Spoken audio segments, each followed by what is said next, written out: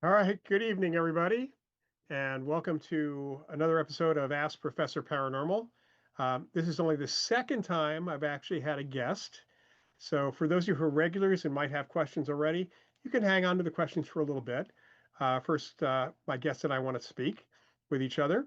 So, tonight we're taking a dive away from the typical parapsychology, paranormal stuff that I deal with. And I'm talking with my good friend, Michael Spermuli, who has been involved in something called vibrational astrology for a little over 10 years. But he's also been involved in doing personality profiling as in an analytical way for companies, businesses, for all sorts of folks for many, many years. And he kind of approaches the vibrational astrology with that background as well. So welcome, Mike, to Ask Professor Paranormal. This It is a time I'm pleasure. asking the questions. It's great. That's cool. It's great to be here. Thanks so much, Lloyd. I've been really looking forward to this. Well, I was too. We've known each other for a number of years because we cross paths as mentalists, so it's out Absolutely. there as well. Yeah, All right, so I think the first question, and this is the question I had to start sure. with, what is vibrational astrology and how does that That's differ from regular astrology? that's a great question. And how is it different? Let me count the ways. But here's the biggest takeaway. Vibrational astrology does not focus on archetypes like many other astrological systems do. Not that there's anything wrong with that. I want to make that clear. But the vibrational astrology framework actually looks at how is energy optimally designed to flow through you as an individual. So we're not concerned about the archetypes that, the moon represents your mother and Saturn represents your father and all these types of things. We're looking at how is the energy designed to flow through you. So that's the cornerstone of it. The secondary answer to vibrational astrology is it's the only system of astrology, at least to my knowledge, that is built purely from an evidence based perspective. And I'd like to talk about that for a second, if I Yeah, could, just please. to Yeah. kind of set the fact, because that term is being thrown around a lot. I hear a lot of mediums saying, I'm an evidential medium. I'm an evidential tarot reader. And okay, that's fine, but we're probably talking about two different things. An evidence based system is the same system of research that occurs in medicine, psychology, genetics testing. And the crux of it is this: an evidence based system is we work from a system and body of data. As we get better evidence, the model improves. Some things get changed, modified, or even thrown out. So it's an evolving field from the standpoint of how it all works.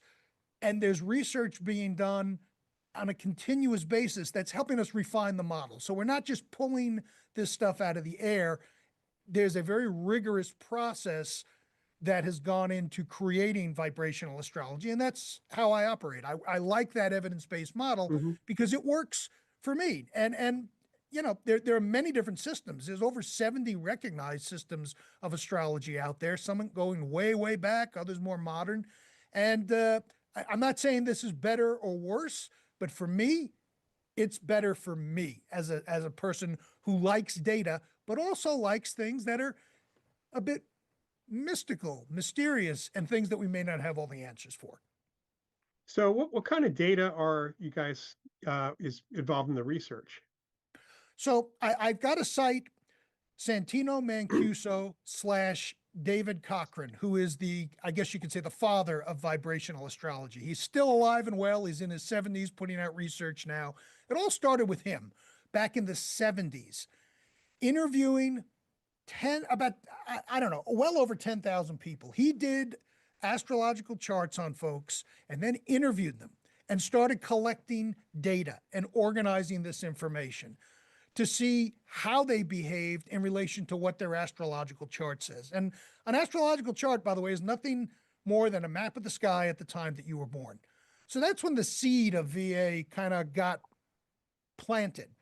It wasn't until I'd say around 2010, where there was the watershed moment of being able to analyze very large data sets of chart positions and looking at that against various personality traits because of the desktop computer having a tremendous amount of power. He did research in the olden days when you had to go to the IBM machine with the punch cards and reorder your cards and put it through and see what happens. So the type of things that we look at and that he and the Cosmobiology Institute, it's not a vibrational astrology only organization, but it's an organization committed to researchers looking at astrology through a critical analytical lens. But VA looks at what trends and patterns are consistent in charts with certain things placed in certain places. And how well does that map to describing people's energetic approach and their outcome? So here's a practical example. Let's say you wanted to go and test the idea that people who have a sun sign of Leo are extroverts. That's a big misconception. It's like, oh, if you're a Leo, you're an extrovert. And I hate to break it to you, that's not what the data suggests. So, how do we study this? Well, there's actually a thing called the Astro Data Bank, where there, I think, are over 90,000 charts of famous people in the world. And it tells you their birth time. Some of them are more accurate than others, but we take the most accurate ones and we'll say, well, go find all the people who have a bunch of Leo placements and a lot of planets in that Leo section of the chart.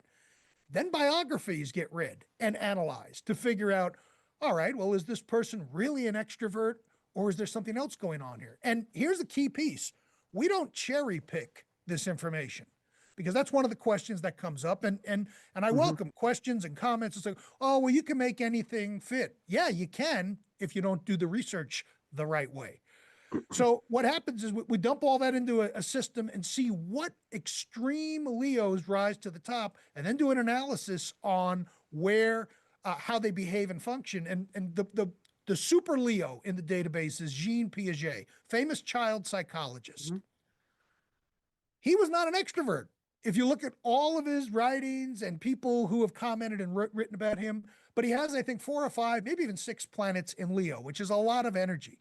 But what he was about individuation, meaning he came up with this whole branch of child psychology. It was groundbreaking.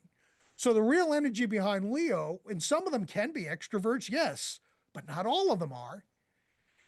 The real energy that the research revealed with Leos is that when someone has a lot of Leo connections in their chart, they got to go their own way. They have to do their own thing. It's not like someone who wants to go with the flow and blend in with the crowd. So that's one piece. Extreme case sampling is one method. There's a bunch of other statistical methods that are involved that actually look at the data that's going on and try to control as much for confirmation bias, observer bias, all those things that anyone who's had any concept of research and participated in research, those terms should sound very familiar.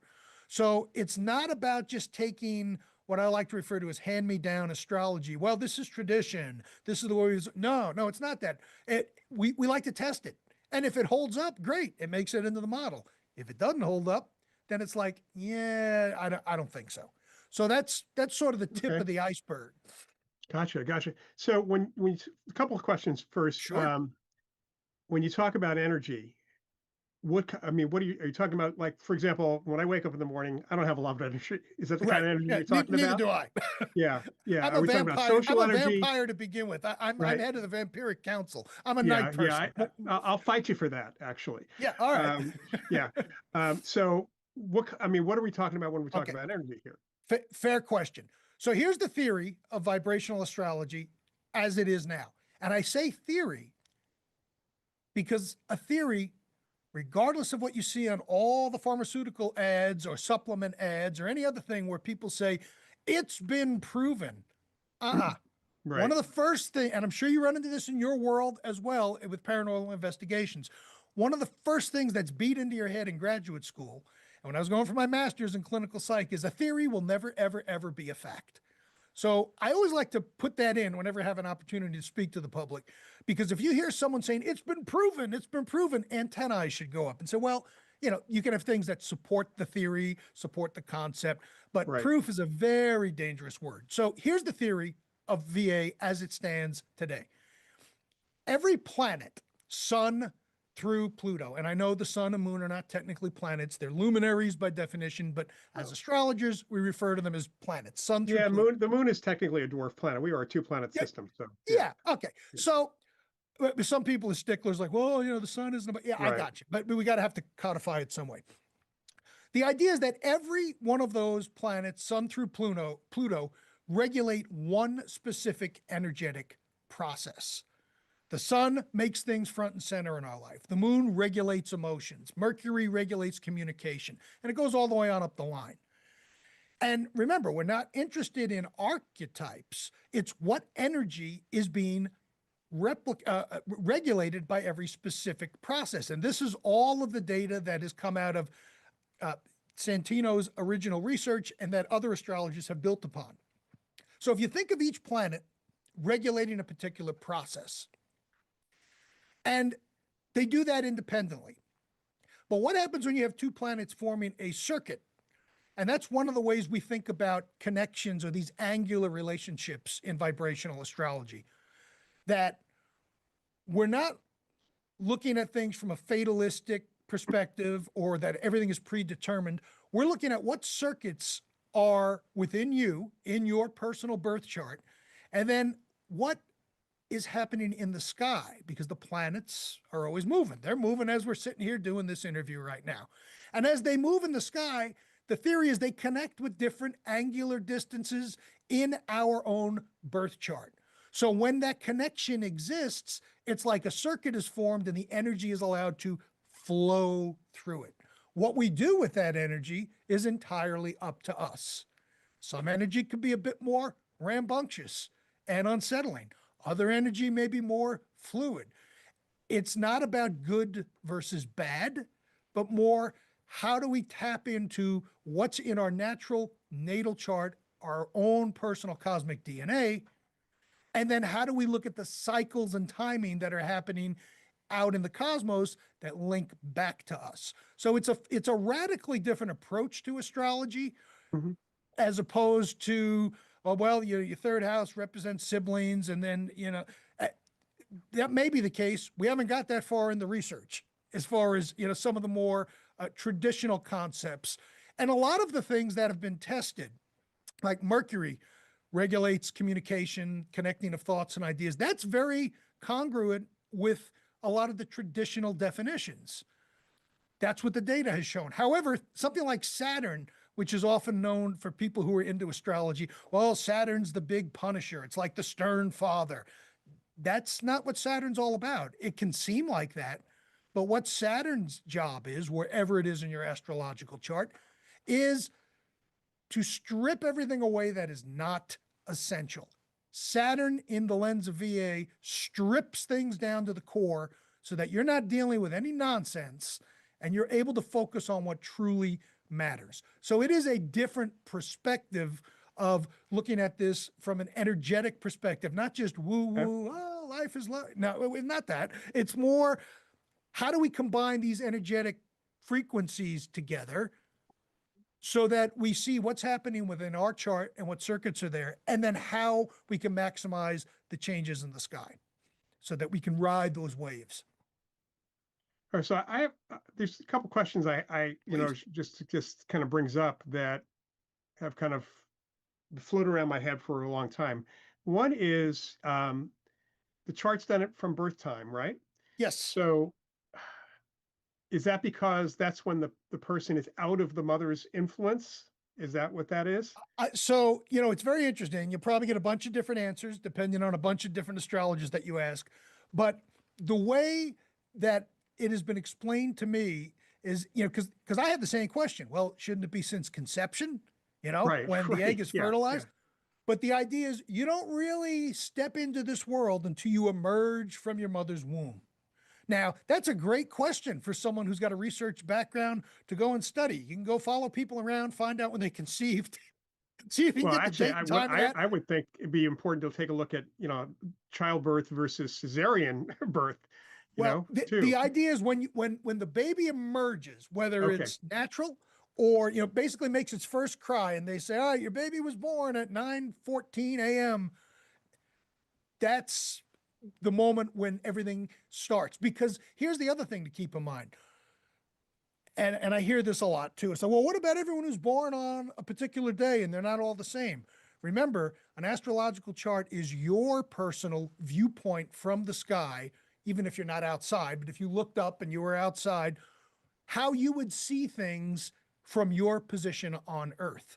So, yeah, a lot of things won't change on the same day based on location, but there are a lot of things that will, because you're looking at this configuration from a different vantage point. So, what we use as astrologers is the moment that you emerge from the womb, no matter how that happens, natural or assisted. Gotcha. Gotcha. So, what happens to people in the southern hemisphere? They don't have the same constellations. So this is one of the big things. Astrology, unless you're into sidereal astrology, which I am not, so I'm not going to speak on it. Remember, there are 70 different systems of Right. Right. astrology. Sidereal follows the stars. Stars aren't all that important in regular astrology. In fact, it has nothing to do with the constellations. It's where we're measuring the geometric configurations in the sky. So, how do we figure out where that is? I'm going to get a little astronomical here for a second, but I won't go too deep. The zodiac has to start someplace, and where that starts, every March, around March 20th usually is when we're at what we call zero Aries, the starting line. And that's when the ecliptic plane, that's the apparent path of the sun around the Right. earth, and the sun isn't moving, we are, sun sitting still, but it looks like where that intersects with what's referred to as the celestial equator. Well, what's that? Think of the equator around the earth and project it out into space. So now you have these two giant circles forming the start of the zodiac. And then the measurements are calculated from there. People's minds are often blown where it's like, so it doesn't have to do anything with the constellation of Aries. No. And, I'd love to sit down at some point with Neil Tyson deGrasse. Not to say that not to debate him, but when he cites, well, the stars move every 72 years. Yeah, it's the precession of the equinox, but we're not measuring from that point. It's a foundational error. The New York Times recently put out a piece. It shows up about once a year. The zodiac signs have shifted. Yeah, the star configurations of the alignments of where these various star patterns, they do shift very slowly, but that's not what we're looking at. The intersection of those two great circles, that remains constant, and that's where the calculations get generated from. Yeah, and I'll add that that does remain constant. I did take astronomy, quite a bit of astronomy in college as well, undergrad. And the constellations are an artificial, that it's a human label that we've given Yeah, to them totally. based on Absolutely. Yeah, and because if you go to look at the constellations from ancient China, or with folks in the southern hemisphere who are not even seeing the same stars right. as us, it's quite a bit different Yeah, down there. But our yeah. relationship, I know the Earth's relationship to the planets is pretty much the same, regardless of where you are on the Earth Yeah, in that now, respect. that can affect things like the ascendant, which is the sign, or because everything moves. The houses move, signs move, planets move. There's a lot of things that are happening, a lot of concurrent cycles. The ascendant is what's referred to as your rising sign, the sign that is rising over the horizon based on the mathematical calculation, not what constellation of stars is present there. That can get a little wonky if you go way north and way south. And there's ways that we can run different calculations Mhm. because at the equator, not the equator, at the North Pole, for example, the sphere kind of flattens out and it just jumps around. It gets very erratic, the ascendant does. And this is where the big divide happens from your pop astrologers who are out there saying, these four signs are going to win financial freedom over the next year. There's that. And then there's the nerds like myself and a bunch of other people who are out there looking at the math, the geometry, the data, and it's a different way of looking at things. It's like everything else. I would imagine in your world, you bump up against the quote ghost hunters who are on TV just trying Oh to yeah, film a docu-series, and they probably have no idea what the hell they're doing, or maybe have a little bit of information, but then they get blown out of proportion. the and most of them, they're run by, most of those are run by TV producers anyway. Folks follow them. You have the ghost hunting groups that follow them, and it becomes this. Well, I just finished teaching a course on parapsychology and anthropology, and I was going to actually bring up, the whole idea of culture having an influence on top of whatever influences you're talking about. There's cultural influences, Sure. religious influences, family influences, environmental influences, the physical environment that somebody grows up. So it's not cut and dried for any individual's personality, for that matter. There's so many different aspects of that, and what your the vibrational astrology approach, what you're doing, what this gentleman you mentioned did, is taking all the data, interviewing people, and seeing kind of backtracking to the Yep. statements that have been made in astrology. Still doesn't necessarily explain what that energy is or the connection, but then we still are trying to figure out stuff about the physics of the Well, universe in so many different let ways. me speak to that for a second because you brought up another piece. There's a lot of vibrational astrology coincides with what's going on currently in the research of physics, specifically quantum That's good. mechanics. And I do not purport to be a physicist. However, I've been in the room with them. You'd be surprised at a lot of these astrological conferences. You would think it's a lot of tinfoil hat wearing people. Not the case. I was at one in April where there were several PhD level statisticians who have retired from academia and are doing astrological work. There was a physicist in there. These are bright people. These are people who couldn't study this stuff at an academic institution because they'd be laughed out of the place. But they've always had an interest and they're seeing these connections. So the idea, again, expand, because I could talk about the theory of VA for 6 hours, but I don't think any of us want that. But here's another piece that I think speaks to the question that you just raised. The theory is that we're getting information through vibrational astrology from a higher dimensional space that we don't quite understand yet. Call it the fifth dimension, call it whatever. And this kind of gives us a little bit of an ability to peek over the wall and see what's going on. Santino uses this quote, which I love, and that is never try to teach calculus to a dog. No matter how hard you try, the dog is not going to learn calculus. And the idea extended into what we're doing with VA is it's kind of similar. It's like, well, you know, Mother Nature, as he also says, does not give up her secrets easily.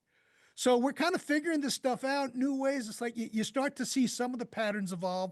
And the more I get into this, the more I'm convinced that us as humans, we know very little about anything. Oh We, yeah, we know nothing. All right, barely a little bit of an amount. So when I work with my private clients, I tell them what we're looking at is to see how this energy, which is coming from a higher dimensional space, the theory is it's the planets that's emitting this at some level and creating unique patterns in us.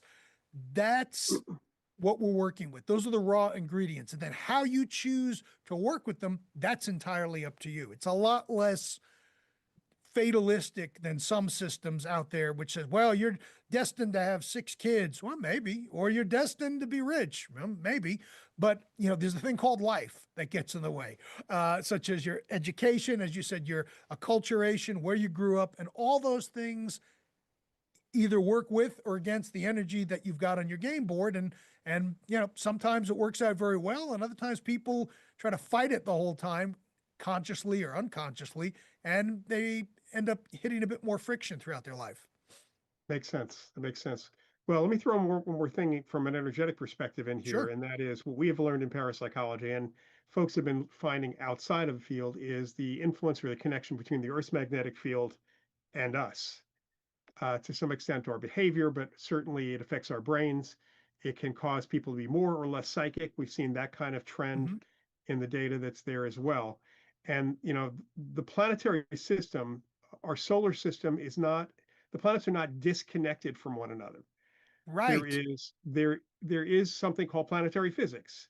Yeah. If one of the planets suddenly went out of its orbit, it's going to affect the entire solar The whole system. the whole thing comes tumbling down. If Right, Jupiter wasn't exactly. where it was, then you've got gravitational problems and everything's flying all over the Right, universe. exactly. Yeah. Yeah. So when we talk about, vibration or any of this with energy between the planets, there is definitely that kind of connection between the planets and between their planetary fields and whether they have one or not. I mean, Mars has a minimal magnetic field at this point, and that's partly responsible. Loss of that field is believed to be from the data that's responsible for Mars losing most of its atmosphere and its water and everything else, turning it Mm, into a desert planet. yeah. So it's we are into our planet interacts with Yeah. everything. Well, you just reminded me of an analogy, and I use this in when I'm teaching VA. Think back to high school physics class. You got two tuning forks. They're imaginary. I actually have tuning forks over there, but I'm not set up for this now. And they're both it resonated at the same frequency, whatever it is. Let's say A440. It doesn't matter. You can pick any frequency. If you ding one of them, The other one that you didn't touch will start to resonate and vibrate because it is in resonance. Right. Conversely, if you change the frequency of either one of them by putting a little damper on the tine and you give it a good whack, the other one stays silent, or vice versa. You hit the other one, and the one that has the damper on it, it stays silent. That's the best. We're dealing with an abstract concept here, so we Hmm. look to figure out how to bring it into ways that actually make sense that we can begin to understand. And that's think of it as a resonance model, where when you're in sync, things happen. When you're not in sync, things don't happen. That's a very powerful visual. And you can just Google the tuning fork resonance experiment on YouTube and watch it. It's worth doing if you haven't seen it, because it really helps convey the idea of how that energy can transfer without any physical connection, at least in material matter, kind of just moving through the air. That's a very short distance, but that's similar to what we believe is happening in the world from at least the VA lens. Well, and so, well, I'm just looking here at something that Paul Batista put in there about spooky action at a distance, what Einstein called that, quantum entanglement. Mm-hmm.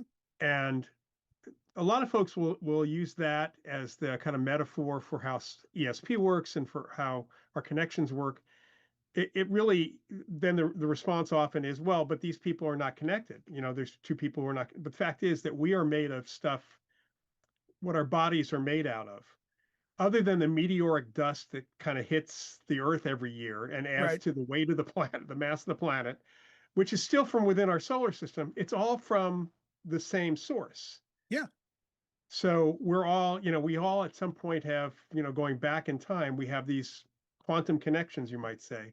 Yeah. Whether that's what's really going on in any of this is hard to say because we're not there with quantum physics yet either. Exactly. There's, everything, because I spent a whole semester going through my VA training where we're talking about the astronomy and the physics that are involved. And ultimately, it comes down to one thing, and that's spin. When you break atomic particles down to their smallest measurable observable components, there's this idea of spin and how Hmm. many times things spin and how many times the atom circulates around and does it connect with others. That's kind of the core of all of this. But as you said, it's kind of like a patchwork quilt now. We're beginning to kind of uncover things, got a ways to go, but I think we're further than we've ever had been up till this point, at least through that vibrational astrology lens. Right, right. Well, for this show, for this Ask Professor Paranormal, and Yeah, people, I'm just looking for specific questions here. please. Yeah, absolutely. But Hit me. we deal with psychic things. We deal with ESP quite a bit, Sure. talking about consciousness a lot. And the question, of course, in science right now, generally, the big question is, what is consciousness? Yeah. And where is consciousness and I all of don't have that? an answer for you on that one. I didn't think you did. I didn't think you did. But the question I have is there a relationship between what we call ESP and vibrational astrology? Um, do those frequencies affect the development of a person's consciousness? And that's not in a physical sense, but just as we are developing. Here's how I'll answer that. And you probably are more familiar with the study that I'm about to quote now, where, and I'm going to really mangle this, but you'll get the idea. Feel free. They take an atom, they split it in half or something like that. They put one over here and one 7 million miles on the other end of the earth or whatever. They do something to atom A, and then atom B responds way off into the distance somewhere else. You kind of, you've heard this At the same time, at the in same this in the same moment, it's in the responding. same moment. Right. So when I heard that, it was like mind blown. It's like that kind of opens the door for all sorts of things: psychic connection, the astrology piece, intuition. We're just at the precipice of really understanding all of this. So I think, if anything, vibrational astrology lends support to the idea that all of this phenomena that a lot of, for eons, some people say, yes, this exists, but then a lot of people, no, it doesn't. And, then of course you got people pretending to be psychic that may not be. I think everything is possible at this stage of the game. We just don't quite know how to package it and where the origins are. But the idea of energy, it goes back to old Einstein. I believe it was Einstein. Can't be created or destroyed. It just kind of is and transmutes into different formats. That that sounds very exciting to me. That sounds very exciting because I think it sets the stage up for once we figure out, what all this means and how to work with it. That's like a huge advancement of civilization at large because that's pretty wild stuff. When you're able to affect a molecular sample that is nowhere near the sample that you're working with, something's going on there. Not sure what, but something's happening. Yeah, there's a connection that we still don't at all understand Yeah, on how that's even possible. What's the physics of that it happens has been shown. How it happens or why it happens is a whole different question. So we exactly. still don't really know. And if you notice, this discussion here is the discussion that is rarely had on social media or with practitioners. It's like, well, what's your sun, moon, and rising sign? Okay. I mean, it's not useless. I equate the sun sign stuff, which of course was made famous by Linda Goodman in the 60s. If Right. you look at that, that's still, from the 60s to now, I don't know how many years that is, but that's a blip on the screen in the astrological sense. We look at things in 1,000-year increments sometimes. So 50, 60 years, sun sign astrology is very popular because it's easy. Meaning, oh, are you a Capricorn? Oh, I'm a Gemini. I'm a this, I'm a that. And that's part of it. But the way I like to describe that is here's what I think just looking at the signs. And of course, planets are always involved. But if you always go back to the signs, it's the equivalent of saying, hey, Mike, what's the weather going to be like this week? And I say, it's going to be hot. All right. Well, that's gives you some information, but how hot is it going to be? Where is it going to be hot? Is it going to be hot incessantly for 5 days or is it going to back off? Are we in heat wave territory where people need to stay inside? It's like you're getting a dollop of information and then it gets blown up to be much more meaningful. I'm starting to rant here. I'm getting revved up. And it's like they're trying to overemphasize signs, signs, signs. Signs have their place. But to date myself, I have one word for you: planets. Planets, not plastics, but planets. The planets are where the action is. The planets are like the raw ingredients that you use to create a recipe. And how you combine those ingredients and how much of each ingredient gets put in there and how long the ingredients get to hang out together while they're baked or cooked, that radically changes the final outcome. The ingredients could be the same, but the Hmm. proportion to which you combine them, there's an example I use in training where if you take flour, sugar, water, and butter together, you can make bread or croissants. You leave out one of those and you can make donuts. It's basically the same type of ingredients, but it's the process and connection of them and the proportions that change how the ultimate thing gets expressed. That's great. That's a great way of Plus, putting I it. love plus I love donuts, so I Who doesn't love donuts? thank you. I Yeah. think not to tell on ourselves, but I think you and I were at a conference many years ago and ended up going to a Voodoo Donuts in Yeah, that Oregon. was in Portland. We did. But Yes, we did. That's right.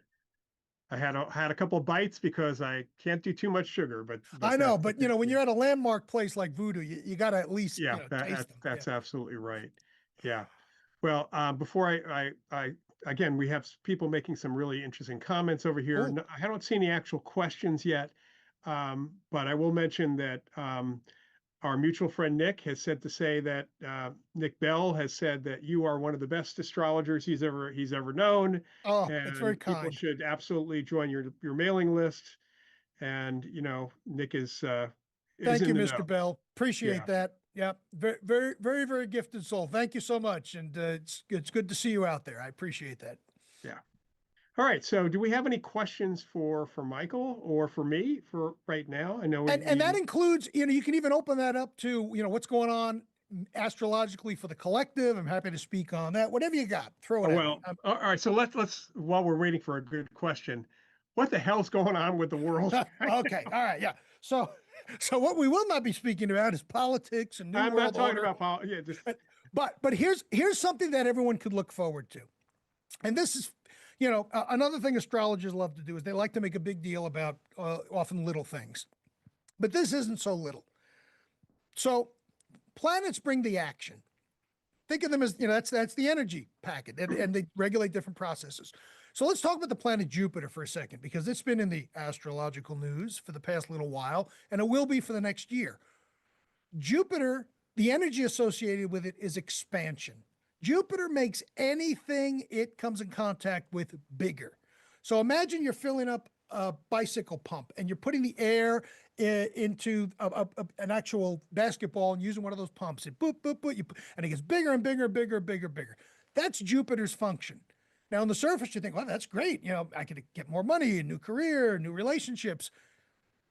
That's true. And in traditional astrology, it's referred to as a benefic planet, meaning it brings good things. Well, in VA, we don't use malefics and benefics or planet rulerships or any of that language, which is quite frankly outdated. But more importantly, it's because that's not what the planet does.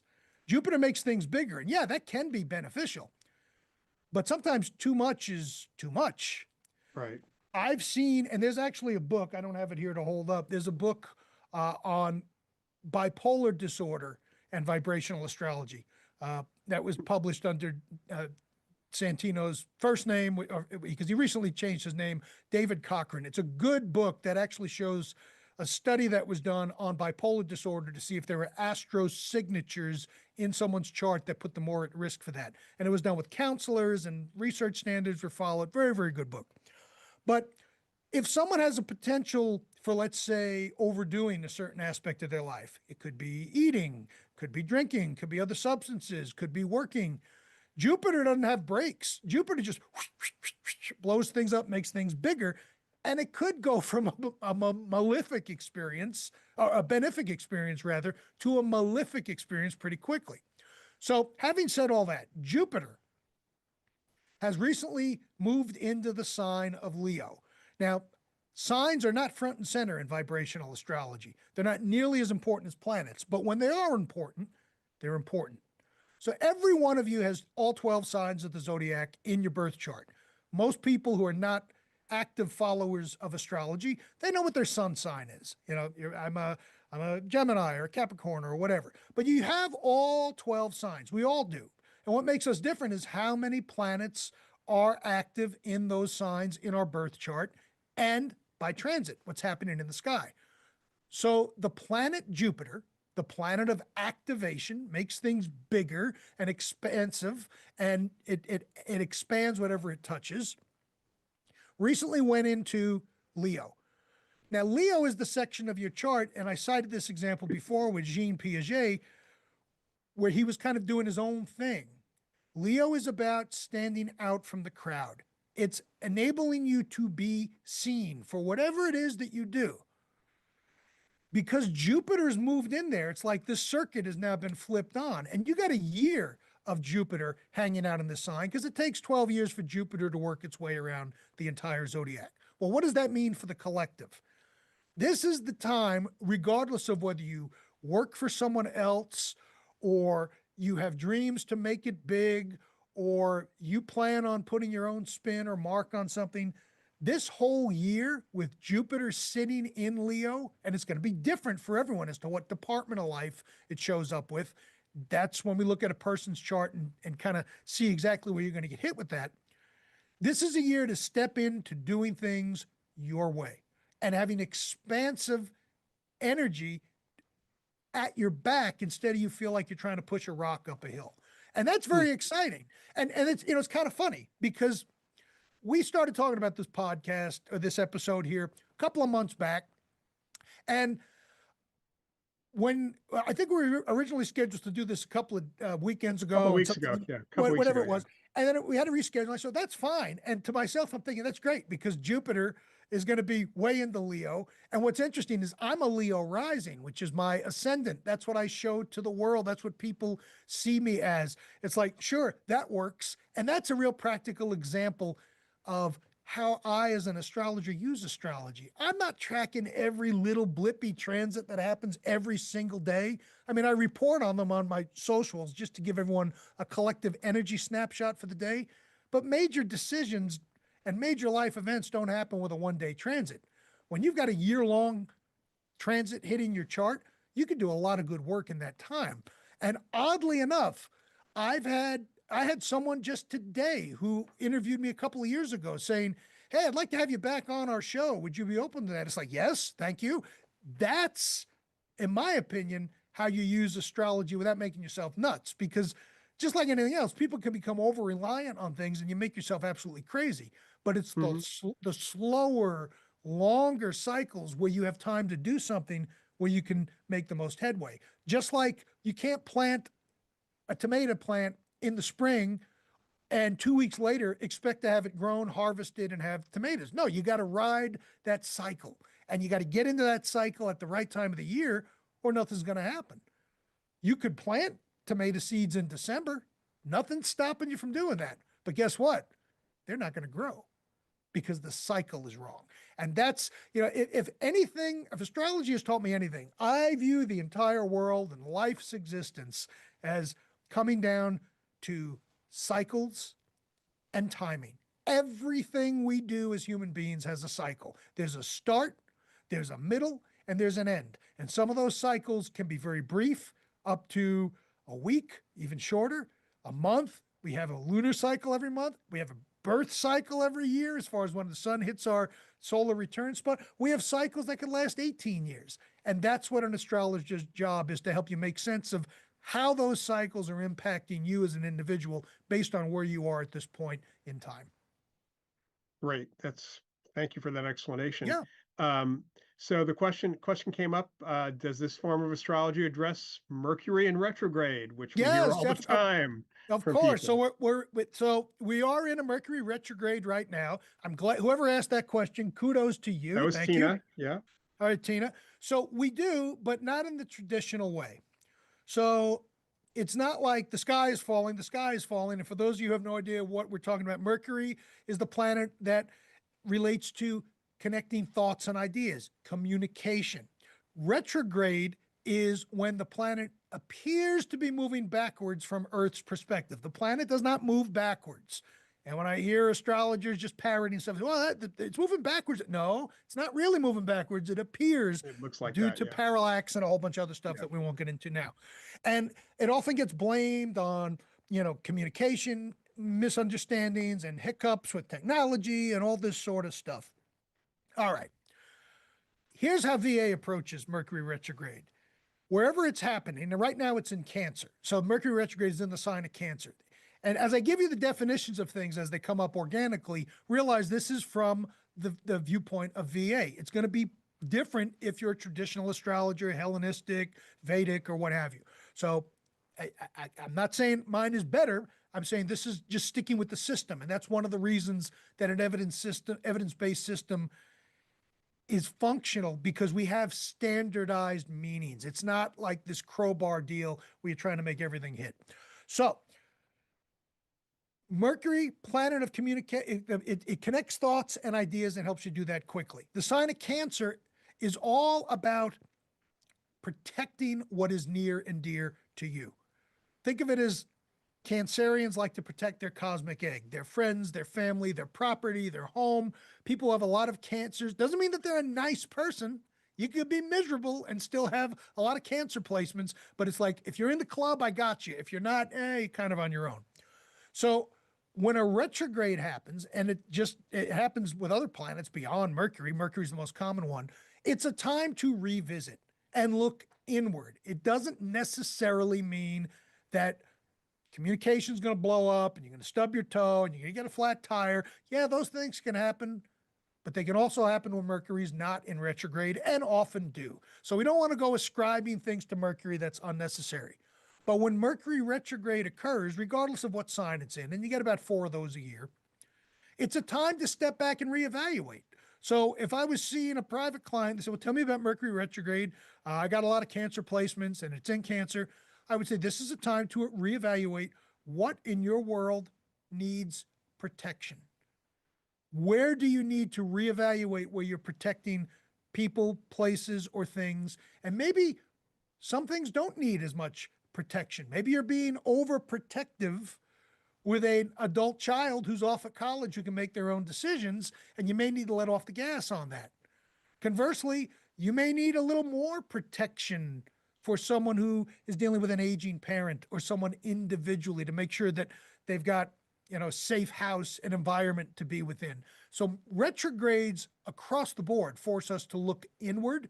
Mars goes retrograde about every couple of years, slows us down. Instead of going out and taking action, which is what Mars is all about, it's like, well, think about the action before you go take it. So retrogrades are definitely part of the VA construct, but we interpret them a bit differently. So for anyone listening, all of you who are experiencing Mercury retrograde to some degree, take a step back, and it doesn't matter where your placements are, because there are collective forecasts that affect the collective, like the weather is hot versus what's going on your street. That's when it gets personal. But this is a time to look at where you may need to make some adjustments regarding how you protect who and what is important in your world. Okay, great. Thanks, Mike. Sure. So follow-up question to just generally what we're talking about, from Mary Prankster. What extent should we rely on astrology when making decisions? Are there days when we shouldn't go out or shouldn't invest? So one of the things that I've been known to say many times is it depends on the heaviness and the complexity of the decision. But I've often said on many interviews, if you're making any major decisions based on my daily forecast or anyone else's for that matter, you're an idiot. Because daily forecasts are just the flavor of the day, the weather of the day, the cosmic weather of the day. And it's helpful, but I'm not going to run my whole life based on the weather of the day. Take an umbrella. Okay, great. If not, I'll leave it at home and then I get wet. It's not the end of the world. Now, if you're making decisions based on astrology, a couple of things have to happen. You need to have someone who knows astrology work with your actual birth data. And in vibrational astrology, we require an accurate birth date, a birth location, and this is the most important, birth time. Not a guess. Well, I think I was born around 8:30. That doesn't work. I turn people away if they don't have a certified copy of their birth certificate, because then we're just shooting in the wind. And there's this thing in astrology called rectification, where you can kind of maybe approximate what someone's birth time is. May work for other systems, doesn't work in vibrational astrology because it throws all the calculations off when you get into these higher vibrations. So if you're assuming you're dealing with an accurate birth time and a competent astrologer, I think the type of decision that you're looking to make has to come down to what options exist and not overemphasizing the astrology. The astrology is part of it, but it's not everything. There's a branch of astrology that I work with called relocational astrology, where someone will come to me and say, I don't like where I'm living now. I kind of have some ideas on where I think I may want to move to. Can astrology give me some insights? And I'll say, yes, but with a caveat. Number one, you've got to give me some type of a short list. Don't come up to me and say, well, tell me where I'd live in the world. That's impossible. There's too much data to analyze. It's like, well, I got it down to 5 places, even 10. I can work with that, because then we can see what energetic lines are over those particular areas. But here's the thing. It's not just the astrology. If you're wanting to grow a business and the astrology says that you need to be in the middle of the Nevada desert to do that, that's not going to work. Conversely, if it says that you should be in a place that you have no interest in wanting to live because the climate isn't right or the environment is just not for you or what have you, you don't go pick up your life and move there. It's a piece of the puzzle. It's not the entire puzzle. Mhm. So, I don't, people ask me, how often do I look at my stuff? Because, I can look at my stuff whenever I want. Very rarely, believe it or not. If I'm experiencing an exceptionally smooth period, I'll look at my chart and transits, or if I'm getting knocked around a little bit, I'll look at my stuff. But I don't sit here daily as an astrologer, and I got access to this, instantly. It's like you want to use it like anything else, a tool You don't want to become over fixated on it or over reliant on it. And you don't want to use astrology as a crutch either. So it's something to be aware of. When people see me for personal consultations, the most I recommend they see me is maybe twice a year. Once you like for, we generally do the initial look at their birth chart, kind of see how the circuits are set up, and then they'll see me for a transit consultation to see what's coming up for the next year, or maybe even every 6 months. Now, the exception is, hey, we're thinking about planning a wedding. I've identified these 4 dates in 2028. Astrologically, what do you think works best for that? Then that's a special type of situation. So it's helpful, obviously, but we don't want to over rely on it or anything else for that matter. Yeah, and I can draw a parallel to seeing a psychic for for future predictions. That people that's what people one of the reasons people go to see psychics, what's going to happen in my life. Yep. And the best thing I can say is we're dealing with probabilities Yeah, because human beings are involved. exactly. And that's the one of the psychics I worked with years ago would start off her reading saying, look, I can give you what's going to happen, a month from now or whatever you want me to tell you, but taking that information internal, Yep. next week you come back to me, your future may have changed Totally. because you've internalized that information, because it's all about the decisions, the things that we take into account as well. Here's how I describe this. Imagine you want to go to the beach next weekend and you look at the advanced forecast and it shows you on Saturday it's going to be torrential downpours. You can still go to the beach, but you're going to get wet. Probably not going to have too good of a time, but there's nothing keeping you from going to the beach. Conversely, that Sunday may be 72 degrees, clear skies, life is great. You can go to the beach then, but you decide, I'd rather sit home and watch Netflix and eat Cheetos, and you can miss the beach. That's totally your choice. So it's from my perspective, the astrology is more like telling you what the system is going to be like during the time frame of interest to you. Mhm. And then it's up to you as to whether to move forward or not based on whatever you're feeling in the mood for. Just because the timing may be right isn't necessarily meaning that you should or you want to act during that particular time. So, and you mentioned people going to psychics. I think the same thing potentially exists in astrology as in the psychic world. And some people, they get hooked on being overread. They'll Yeah, go see yeah, someone, it's not quite what they want to hear, so then they go see someone else. And right. then they'll go see someone. So one of the questions on my intake is, have you ever seen a professional astrologer? And if so, how long has it been since? Because if you've seen someone within the past 3 weeks, you don't need to see me. It would not be conducive to you. It tells me you're shopping for maybe an answer that you didn't get, that you really hope you get, but it didn't quite come through. So Yeah, I that think that's a that very valid point, Lloyd, that you brought up there. All of these tools, numerology, psychics, astrology, what have you, I think they can be very valuable, but you got to use them correctly. Yeah, otherwise you're just heading toward a mess. same with business consultants in general, Yeah, yeah, right? exactly. And most good psychics and certainly good mediums will tell you, don't you, 4 times a year is a lot. Yeah, That's yeah, actually a lot. And but I've seen, because the Forever Family Foundation, I've seen mediums or people in our gallery sessions when we've done our grief retreats and other things we find out they've been to every single one of the mediums that happen to be there. They've been to other mediums because they're not hearing what they think they need to hear. right. And Let me share an interesting example with you. Not many people know this beyond my immediate family and wife, but it's okay. This is all public, anyways. Recently, I went to see Teresa Caputo in Spartanburg, South Carolina.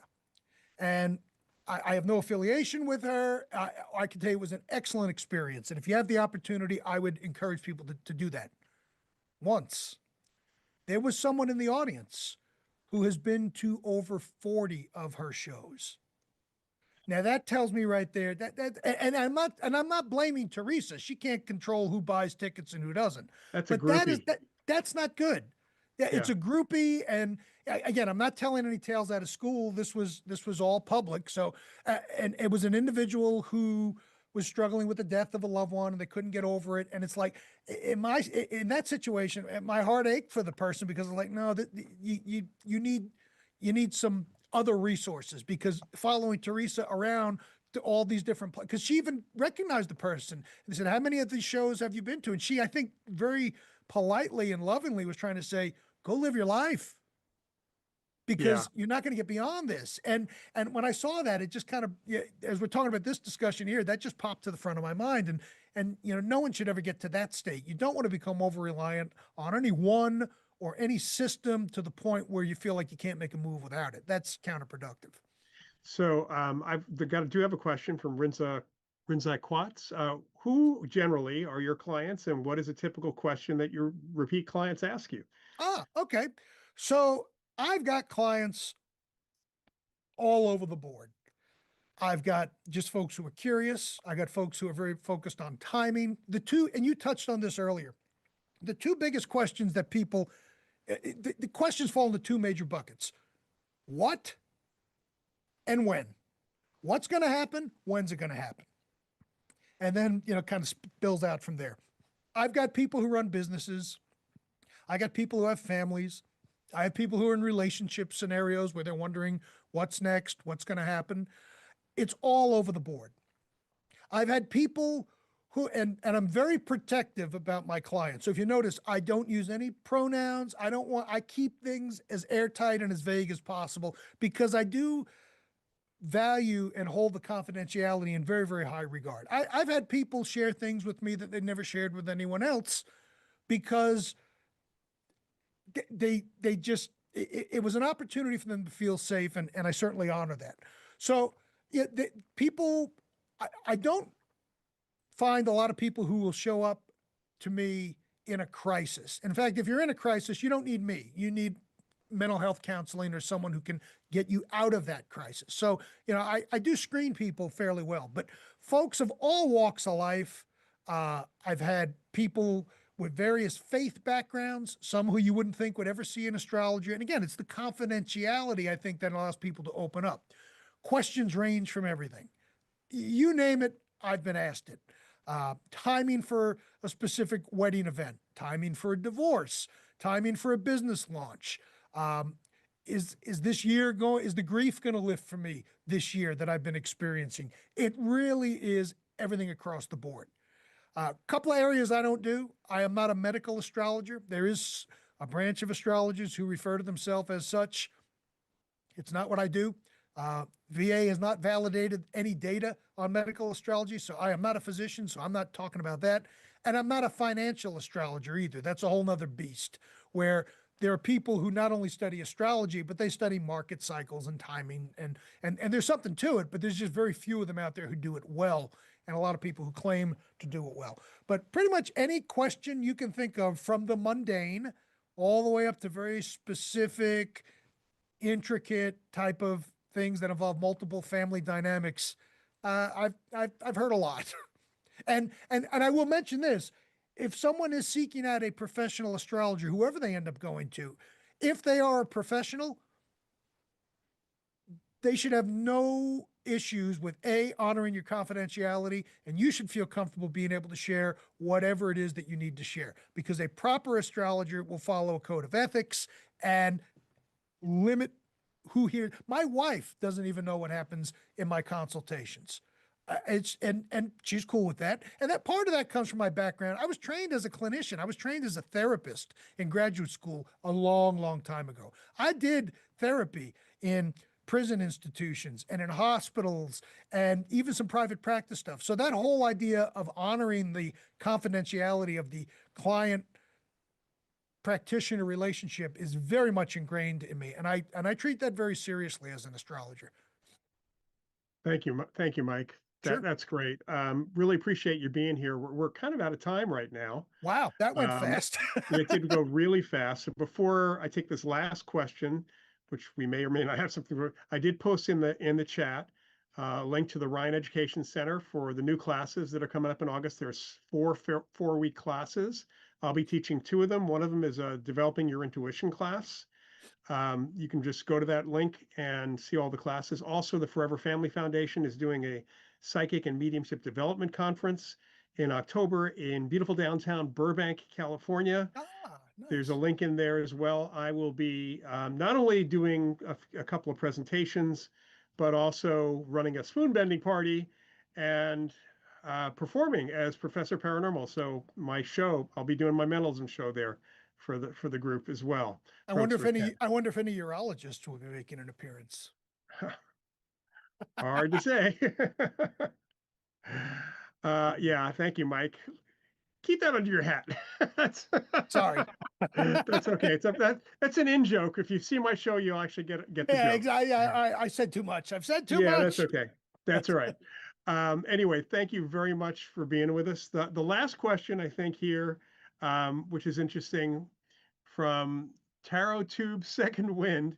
What are Okay. you guys doing for the future? What? And I guess Oh, well. I'm teaching classes. I'm going to be doing this conference, and who knows what else. I guess I got to have my chart done. Yeah. So for folks who want to keep up with me, the easiest thing is to go to blueridgeastrology.com. You can sign up for my weekly forecast. It comes out every Sunday. It's completely free. I post daily snapshots right here on this platform as well as others, all under the same identifier, Blue Ridge Astrology. I invite you to like and follow. And if you got questions and would like info on my services, you can find all that on the website as well at blueridgeastrology.com. I got all sorts of things cooking, and the best way is to get on my weekly forecast list, and you will be kept apprised. Thank you very much, Mike. It's been great having you Thank here. you. This A was little bit great. different for me to do this show, do it this way. Well, you're a But natural. yeah, well, thank you. Thank you. So, my just don't forget my website, just lloydauerbach.com. You'll find on my latest blog, there is information about the new courses that's detailed there if you'd rather do that and go to one place, and the conference and the link to the actual details page of the conference. That's all there. And you can join my mailing list on the website and get a sporadic, occasional newsletter. I don't do anything on a regular basis at this point. Don't forget to come back in 2 weeks. I'll be here on the 26th of July. If you have questions in advance, you can go to my website and send them that way. You can send them also to just askprofparanormal@gmail.com. Thanks everybody for sticking with us a little bit past the hour, the half hour, and here's on to the future. Here we go. Thank you. This was a blast.